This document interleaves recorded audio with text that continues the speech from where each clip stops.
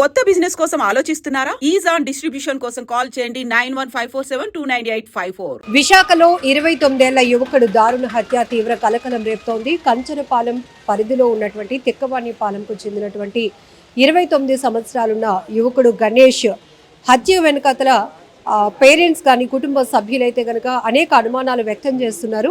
ఎందుకు అర్ధాంతరంగా అతన్ని అంత దారుణంగా చంపాల్సినటువంటి అవసరం ఎవరికి ఉంది అనే అనేక అంశాలపైన పోలీసుల దర్యాప్తు అయితే వేగవంతంగా కొనసాగుతోంది. ప్రస్తుతం అయితే మార్చురీ దగ్గర ఉన్న మనం పేరెంట్స్ కుటుంబ సభ్యులంతా కూడా ఇక్కడ ఉన్నారు. అసలు ఏం జరిగిందో అడిగి తెలుసుకుందాం. నమస్తే అండి, మీ పేరండి? నా పేరు అప్పారావు అండి. మీరు గణేష్కి ఏమవుతారు? ఫాదర్ అండి. ఏమైంది సార్, అసలు ఏం జరిగింది? నిన్న మధ్యాహ్నం ఆటోకి వెళ్తానని వెళ్ళాడండి. తర్వాత నైట్ 12:47 ఫోన్ వచ్చిందండి. అప్పటి వరకు రాలేదు. నైట్ మధ్యాహ్నం వెళ్ళిన మనిషి ఇంకా రాలేదని అలాగే నేను ఎదురు చూస్తున్నాను. అంతకి రాడని అలా చూస్తాను. 12:47 ఒక వ్యక్తి ఫోన్ చేశాడండి. ఆయన పేరు కోటేశ్వరరావు. మీ అబ్బాయి ఇక్కడ పడిపోయి ఉన్నాడు, అర్జెంటుగా రండి అని అన్నాడు. అది ఏమైందంటే నేను లేపడానికి ప్రయత్నించాను, రక్తం అది వస్తుంది తల నుంచి, ఎవరో కొట్టించినట్టున్నారు, అందువల్ల మీరు అర్జెంటుగా రండి అంటే నేను వెళ్ళి చూస్తే నాతో పాటు ఆ కుర్రోడు కూడా ప్రయత్నించాడు. లేపడానికి ప్రయత్నించాం, లేగట్లేదు, అన్కాన్షియస్ పొజిషన్లో ఉన్నాడు. అసలు ప్రాణం ఉందా లేదో కూడా మాకు తెలియట్లేదు. చాలా అబ్జర్వ్ చేస్తాం, చెవు పెట్టాము, నాడి పట్టుకున్నాం, కానీ మాకేమీ దొరకలేదు. మేము కన్ఫర్మ్ చేయలేకపోయాం. అదే ఏదైనా ఉంటే హాస్పిటల్కి తీసుకెళ్దామని, లేదంటే ఇంకెందుకని ఆలోచనలో మేము కన్ఫ్యూజ్లో ఉన్నాం. ఈ ఆలోచనలో వెంటనే నేను 100 డయల్ చేశాను, పోలీసులకు పిలిచాను, అలాగే 108కి ఫోన్ చేశాను. వాళ్ళు వచ్చారు. 110లో వచ్చే వరకు పోలీసులు ఉన్నారు. వచ్చిన తర్వాత వాళ్ళు కన్ఫర్మ్ చేసి చెక్ చేసి చనిపోయాడని చెప్పారు. అప్పుడు మిగతా వాళ్ళ ప్రాసెస్, పోలీసు వాళ్ళ ప్రాసెస్ వాళ్ళు మొదలుపెట్టారు. వాళ్ళు చేస్తున్నారండి ఇప్పుడు వరకు. అది జరిగింది. ఈ బాడీ ఉన్నటువంటి పరిస్థితుల్లో ఎట్లా, అంటే ఎవరైనా ఎలా అటాక్ చేసింది? చాలా దారుణంగా కొట్టారండి. బుర్ర మీద వెనక భాగంలో 2-3 ప్లేసుల్లో ఒక కర్రకి మేకులు కొట్టి మరి బుర్రకి కొట్టి దాంతో లాగేసి చీరేసినట్టు అయిపోయింది. ఆ కర్ర కూడా దొరికింది పోలీసులకి. మరి అది ఎక్కడ పెట్టారనేది పోలీసులకే తెలియాలి. కర్రకి మేకులు పెట్టి ఆ మేకులతో తల వెనక భాగంలో, అంటే ఇదేదో సినిమాలో చాలా క్రూరంగా మనం అలాగే ఉందండి. అది అలాగే చేశారండి. అలాగే కన్ను మీద గుద్దేశారు. కన్ను కూడా రెడ్గా అయిపోయింది. మరి పక్క ఎముకలు భాగంలో కూడా దెబ్బలు ఉన్నాయి. షర్ట్ అయితే ఇప్పిస్తుందండి, ఆటోలో పడి ఉంది. ప్యాంటుతో ఉన్నాడు. పోలీసు వారు వచ్చిన తర్వాత ప్యాంటు కూడా ఓపెన్ చేసి ఇంకెక్కడైనా దెబ్బలు ఉన్నాయని చెక్ చేశారు. మరి వాళ్ళు ఏం డెసిషన్ తీసుకున్నారో మాకు తెలియదు. ఆ అబ్బాయి డిప్లొమా మెకానికల్ చేశాడు.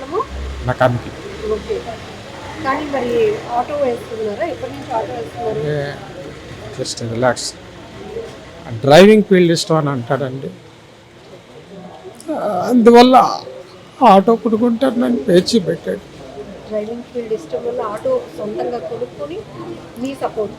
లవ్ మ్యారేజ్ చేసుకున్నాడు. జీవనోపాధి ఏదో ఉండాలని ఆటో కొనుక్కున్నాడు, నడుపుకుంటున్నాడు. మధ్యలో ఇక రకమైన గొడవలు అవుతూనే ఉన్నాయి. ఏం జరిగింది అనేది తెలియకుండా పరిస్థితిలో ఉందండి. 2 పిల్లలు, పెద్ద బాబు, వీడు చిన్న బాబు.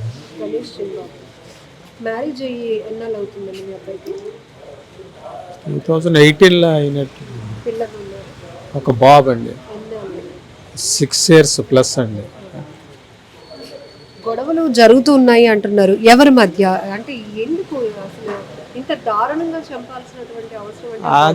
అది అంటే అంత దారుణంగా చంపవలసినంత కారణం అయితే మాకు కూడా ఏమీ కనబట్టలేదండి. ఎందుకు అంత దారుణంగా చేశారనేది అర్థం కావట్లేదు. గతంలో చిన్న గొడవ అయిందండి, కొట్టుకున్నారు డిసెంబర్లో, కిందట సంవత్సరం డిసెంబర్లో గొడవ అయింది. ఆ వ్యక్తులకి ఈ వ్యక్తులకి రిలేషన్స్ ఉన్నాయండి. ఇప్పుడు ఉన్న రౌడీ షీటర్స్కి వీళ్ళకి. ఎందుకండి గొడవలు దేనికి అసలు ఎందుకు అవుతున్నాయో తెలియదండి. వాళ్ళేదో అక్కడ తాగుతూ ఉంటారు ఆ ఖాళీ ప్లేస్లో, వీళ్ళు ఎక్కడో తాగుతుంటారు. వాళ్ళు ఎందుకు కలుస్తారో ఎప్పుడు కలుస్తారో కూడా తెలియదు. మా అబ్బాయి అదే టైంలో ఆటో పెట్టడానికి వస్తుంటాడండి అక్కడికి, పార్కింగ్ చేయడానికి వస్తుంటాడు. ఇప్పుడు మొదట నిన్న రాత్రి మీకు ఒక ఫోన్ కాల్ వచ్చిందన్నారు. కోటేశ్వరరావు అనే వ్యక్తి ఆ ఫోన్ కాల్ చేసిన పర్సన్ ఎవరండి, మీకు ఏమైనా ఐడియా ఉందా? మా ఇంటి ఎదురు ఇల్లేనండి. గతంలో అతనితోనే గొడవ అయిందండి. అతను వాళ్ళ తమ్ముడు ఇంకొక వ్యక్తి శ్యామ్ అనే వ్యక్తి, ఈ ముగ్గురు మీద మనం కేసు పెట్టి కూడా ఉన్నామండి. ఆ కేసు నడుస్తుంది ప్రజెంట్, ఇంకా కోర్టుకి వెళ్ళలేదు. వాళ్ళు నిన్నగా ఒక 10 రోజుల క్రితం నాకు ఫోన్ చేశారండి స్టేషన్ నుంచి. మీరు పలానా రోజు కేసు పెట్టారు కదా, అది దెబ్బలు తగిలాయి కదా, మీ అబ్బాయి కన్ను డ్యామేజ్ అయింది, అది దేంతో కుట్టారో మీరు ఏమైనా చెప్పగలరా అని అన్నారు. అది మాకు ఐడియా లేదండి. మేము ఊహించుకున్నది ఏంటంటే వాళ్ళ చేతులకు కడాలు అవి ఉన్నాయండి, ఎనప కడాలు, అవి తీసి గుద్దీసి ఉంటారని మేము అనుకుంటున్నాం అండి అని చెప్పాము. ఇప్పుడు నిన్న ఈ వ్యక్తి కోటేశ్వరం అన్న వ్యక్తి ఫోను మీ అబ్బాయి ఫోన్ నుంచి చేశాడా, అతని ఫోన్ అతని ఫోన్ నుంచే చేశాడండి. మా అబ్బాయి ఫోన్ నుంచి కాదు, అతని ఫోన్ నుంచే చేశాడు. అతను మేము చూడగానే సిచ్యువేషన్ అయితే అతను హెల్ప్ చేసినట్టే కనబడుతుంది. గతంలో గొడవ ఆడినా సరే మాకైతే చూడడానికి హెల్ప్ చేసినట్టే ఉన్నాడు ఆ కుర్రాడు. మరి ఏదో క్రెడ్జ్ పెట్టుకొని ఏదో చేశారులే అనే ఆలోచన అయితే మాకు అనిపించలేదు. మీకు ఎలాంటి అనుమానాలు ఉన్నాయి? ఏ రకమైనటువంటి కేసు పోలీసులు ఫైల్ చేశారు? అంటే ఎందుకు జరిగింది, ఎలా జరిగింది అనేది పట్టుకోవాల్సిన బాధ్యత వాళ్ళదండి. ఇది విశాఖపట్నంలో ఇది ఒకటే కాదు, చాలా జరుగుతున్నాయి. ఇలాంటి అరాచకాలు జరగకుండా సరైన కఠిన శిక్ష ఇలాంటి రౌడీ షీటర్లు అందరికీ వేసి శిక్షించి మాకు సరైన న్యాయం చేపెడతారని కోరుకుంటున్నాను. ఒక తండ్రిగా చెప్పండి, కొడుకుని డిప్లొమా వరకు చదివించారు, ప్రేమ పెళ్లి చేసుకున్నాడు, వాళ్ళకి ఒక బాబు, లైఫ్ సెటిల్ అవ్వడానికి తనకి ఇష్టమైన డ్రైవింగ్ ఫీల్డ్ కోసం ఆటో కూడా కొనుక్కుని జీవితాన్ని అలా లైఫ్ ను కంటిన్యూ చేస్తున్నాడు, కొనసాగిస్తున్నాడు అన్న తరుణంలో అత్యంత దారుణంగా ఇప్పటికీ ఎవరో తెలియలేనటువంటి గుర్తు తెలియని వ్యక్తుల చేతిలో అంత దారుణంగా హత్యకు గురవటం అంటే ఎలాంటి న్యాయం? గుర్తు తెలియని వ్యక్తులని అయితే లేదండి, చూచాయిగా ఇప్పుడు ఎవరైతే అరెస్ట్ అయ్యారో వాళ్ళ మీదే మాకు అనుమానం. నలుగురిని తీసుకున్నారండి. వాళ్ళ మదరే వచ్చి చెప్పిందండి మాకు. రాజు అనే కుర్రాడు తాలూకా మదరే మేము 9-10 గంటల టైంలో మీ అబ్బాయి కొట్టాడని తెలిస్తే నేను వచ్చి అడిగాను. మీ అబ్బాయి నన్ను కూడా తిట్టాడు, అప్పుడు మా అబ్బాయిని లాక్కొని వెళ్ళిపోయాను నేను అని చెప్పడం జరిగింది. అంటే గొడవకి కారణం ఆవిడ చెప్పింది గొడవ అవుతుంది అని. ఇప్పుడు ఈ రౌడీ షీటర్ తరుణ్ అనేవాడు వాళ్ళకి పిన్ను కూడుకు అనమాట, ఈ రాజు అన్నాడు. మరి వాళ్ళకి ఫోన్లు చేసుకొని మధ్యలో ఈ అశోక్ అనే కుర్రాడు, ఇంకెవరో ఉన్నారండి, 4 పేర్లు నాకు అంత ఐడియా లేదు, 4 ఉన్నారు. 4 కూడా దీనికి పాల్పడి ఉన్నారని మా అనుమానం. వాళ్ళ వయసు ఎంత ఉంటుందండి ఈ 4? రాజు, తరుణు. ఈ తరుణు 29-30 సంవత్సరాలు ఉంటాయండి. మా అబ్బాయి సేమ్ వయసు అండి, ఇద్దరు ఒకే ఏజ్లో ఉంటారు. ఈ అశోక్ అనే కుర్రాడు ఒక 5 years చిన్నోడు ఉంటాడు వాళ్ళకంటే. ఈ రాజు కూడా ఒక 4 years ఎంతో చిన్న ఉంటాడండి. మొత్తానికి 25 నుంచి 30 ఏళ్ల వయసు వాళ్ళు ఈ హత్యకి కారకులైనటువంటి. అవును, అంతేనండి. చెప్పండి మీరు ఏదో. వాళ్ళ మీద రౌడీ షీటర్స్ కూడా ఉందండి. వాళ్ళు పాత కక్షలతో చేసినట్టు మాకు ఆ డౌట్ క్లియర్గా మాకు అనిపిస్తుందండి.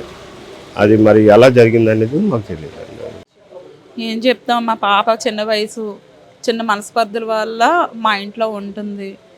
బాబు 6వ సంవత్సరం బాబు మనవడు ఉన్నాడు నాకు. తల్లి పిల్లలకి నేను మరి న్యాయం చెయ్యండి. అది అంటే ఇంత ఇదిగా ఇంత దారుణంగా చంపుతారు అనేసి చిన్నవి వస్తాయి గొడవలు, ఏదో డ్రింక్ చేసిందారు అలాగా ఇదో ఇంత మనిషి పోయేటట్టు హత్య చేయడం అనేది అది కరెక్ట్ కాదు. నా కూతురు జీవితం పోయింది ఈరోజు. వాళ్ళు ఇంతకుముందు కూడా గొడవలు పడ్డారనేసి విన్నాను, కానీ అది మరి వాళ్ళని మాత్రం వదలొద్దండి. అసలు వదిలితే మేము ఒప్పుకునేదే లేదు. ఈరోజు ఆ పిల్లడి జీవితం పోయింది. ఒక పిల్లడు తండ్రి లేని పిల్లడు అయిపోయాడు, భర్త లేని భార్య అయిపోయింది. నా కూతురు అన్యాయం అయిపోయింది. కొంచెం ఏ విధంగా న్యాయం చేస్తారో కొంచెం చెయ్యండి. మరి అది తను చిన్న వయసు, ఇంకా సరిగ్గా తెలియని వయసు. ఇష్టపడి పెళ్లి చేసుకోవడం వల్ల ఆ లైఫ్ని అలా నీడ్ చేస్తుంది, కానీ ఇంకేం తెలియదు పాపకి. ఏం తెలుస్తుంది? ఏం మాట్లాడడానికి కూడా అవకాశం పాపకి లేదు. ఓదార్చే ఓపిక కూడా మాకు ఇప్పుడు లేకపోయింది. ఏదో అలవాట్లో ఇద్దమైన వేరు. చంపేయడం అనేది అది ఎంతవరకు కరెక్ట్ అనేది మాకు అసలు మేము జీర్ణించుకోలేకపోతున్నాం ఈ వార్తనే. తెల్లవారు లేచేటప్పటికే మాకు ఫోన్ వస్తేనే లేచాం. మాకు అంతవరకు మాకు తెలియదు. ఫోన్ వస్తే వెంటనే ఎవడెవడికి వచ్చేటప్పటికి ఆటోలోనే ఇక్కడికి పోస్ట్ మార్టం తీసుకొస్తున్నారు. ఇంకా మేము సరిగ్గా కూడా కళ్ళతో కూడా చూడలేని పరిస్థితి అయిపోయింది. మాకు ఎంత గొడవలు ఏం జరుగుతున్నట్టు మాకేం తెలియదు. మరి చిన్నవి మగపిల్లలు ఇప్పుడు ఎలా ఉన్నారు డ్రింక్స్ చేసుకున్నారు అంటే చిన్నవి డిస్కషన్లు వస్తాయనేసి వింటున్నాం కూడా.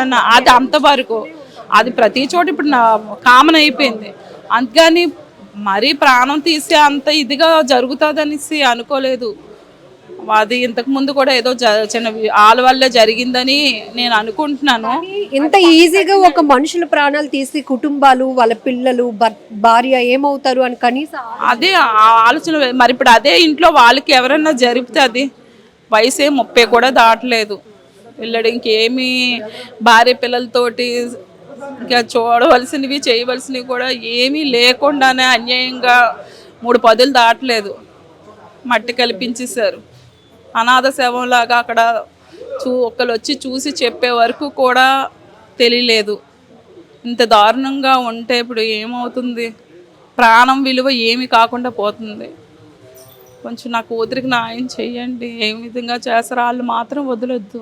మీ భర్త అంత దారుణంగా హత్యకు గురి కావటం చాలా బాధాకరమైన విషయం. ఏం న్యాయం?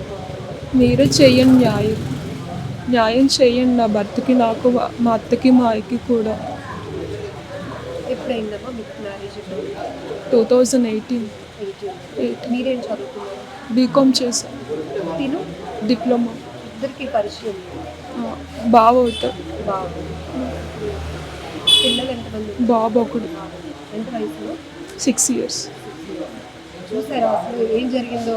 ఏమైనా నాకు తెలియదండి. మా అమ్మ వాళ్ళ ఇంట్లో చిన్న మనస్పర్ధల వల్ల ఉన్నాను 5 నెలల నుంచి.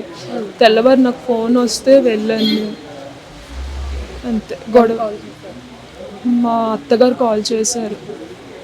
ఏమైనా ఇతరులతో అంటే ఫ్రెండ్స్తో కానీ చుట్టుపక్కల ముందు గొడవ అయింది. నాకు వాళ్ళ మీదే అనుమానం. ఎందుకు గొడవ అయిందో ఏమైనా ఐడియా ఉందా? అదేం తెలియదండి. వాళ్ళు ఎవరు అంటే ఇంటి దగ్గర ఉన్న వాళ్ళు. ఇప్పుడు ఈ హత్యకు గురైన వ్యక్తుల్లో ఒక 4గురిని పోలీసులు అదుపులోకి తీసుకున్నారు. వాళ్ళే అని మీరు వాళ్ళే అనుకుంటున్నారు.